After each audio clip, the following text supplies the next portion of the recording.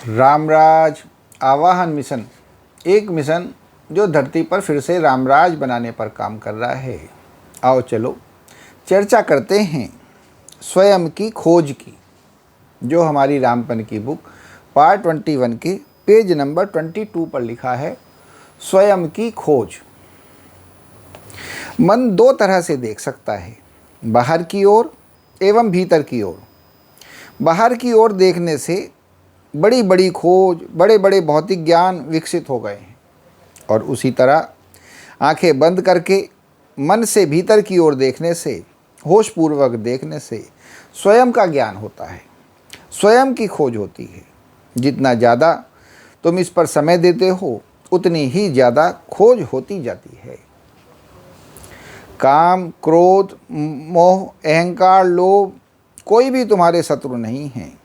शत्रुता तो बस इसलिए महसूस होने लगी है क्योंकि तुमने उनका सम्यक प्रयोग नहीं किया, उसका असम्यक प्रयोग कर लिया है।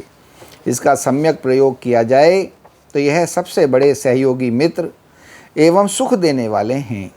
बस इसको गहराई से देखकर समझना है एवं उनका सम्यक प्रयोग करना है। फिर मन चेतन एवं अचेतन दो भागों में है।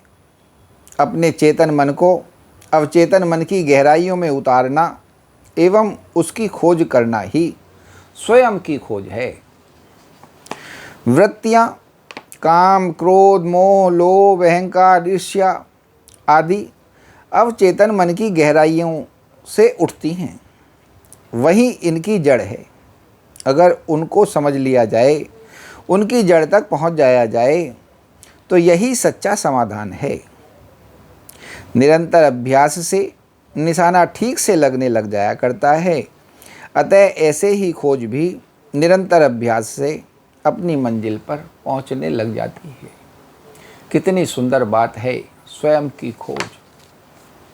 सभी जानते हैं कि आप दो तरीके से देख सकते हैं, एक आँखों से बाहर की तरफ और दूसरे आँखों से अंदर की तरफ।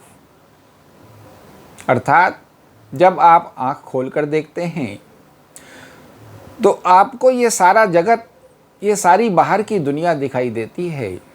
और सभी जानते हैं कि इस बाहर की दुनिया को देख देख करके लोगों ने, वैज्ञानिकों ने क्या क्या खोज लिया है, क्या क्या खोज लिया जाता है।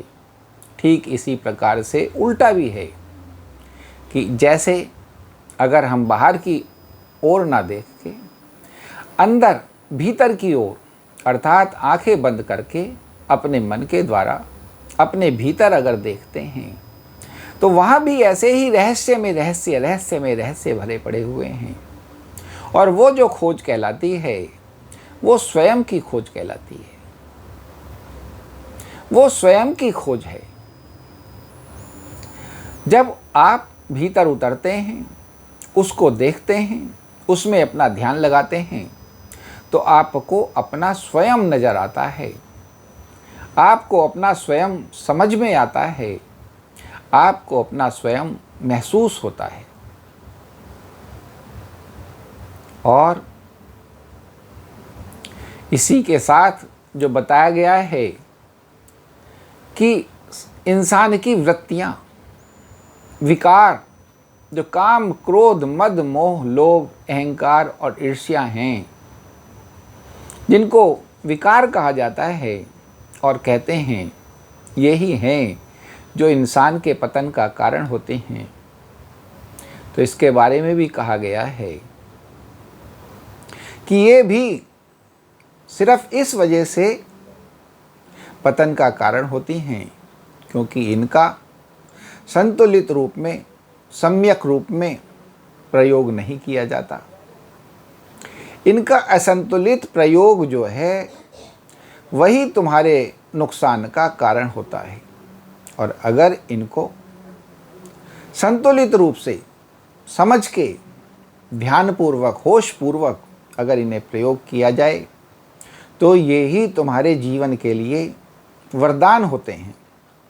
यही तुम्हारे जीवन के उत्थान का कारण भी बनते हैं।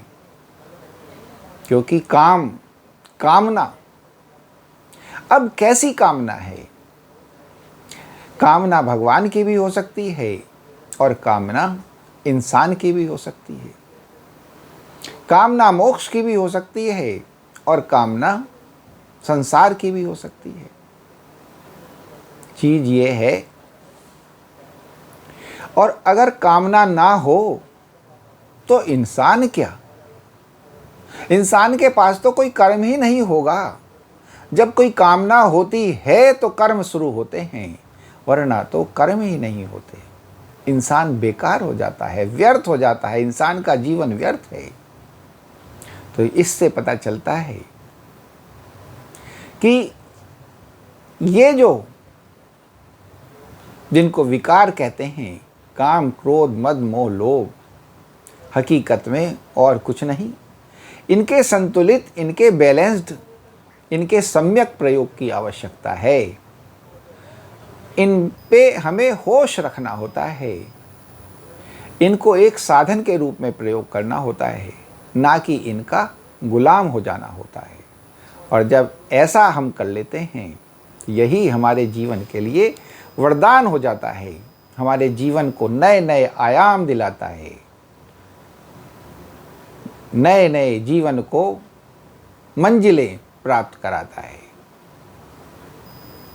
और स्वयं को खोजना सीखें, क्योंकि जब आप स्वयं को खोज लेते हैं, स्वयं को जान लेते हैं, स्वयं को समझ लेते हैं, तो ये जो स्वयं है तुम्हें बहुत ही सुख देने लगता है।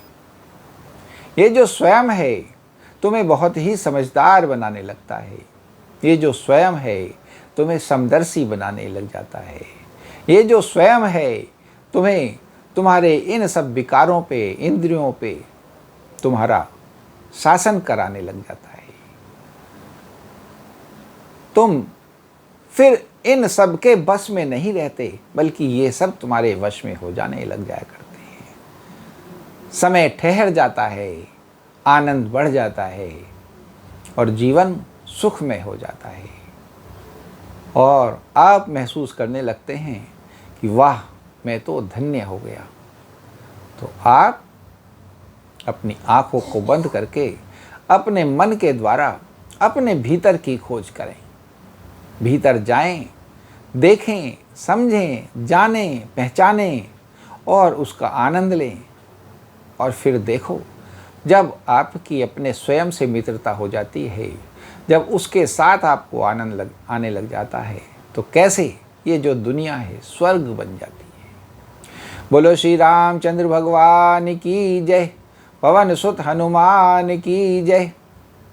और जैसे ये जो शिक्षाएं हैं, राम की शिक्षाएं, रामराज की शिक्षाएं, सच्चिदानंद की शिक्षाएं हैं, जो स्वयं को राम बनाने की तरफ हमें ले जाती हैं, तो हम चाहते हैं हमारी इस वीडियो को ज़्यादा से ज़्यादा लाइक, शेयर, कमेंट एवं फॉलो करें और हमारे YouTube चैनल रामराज जी आह्वान मिशन को सब्सक्राइब करें, ताकि ये जन जन के मन तक पहुँचें और लोगों के मन इनमें गोते लगा लगा करके पवित्र हो जाएं।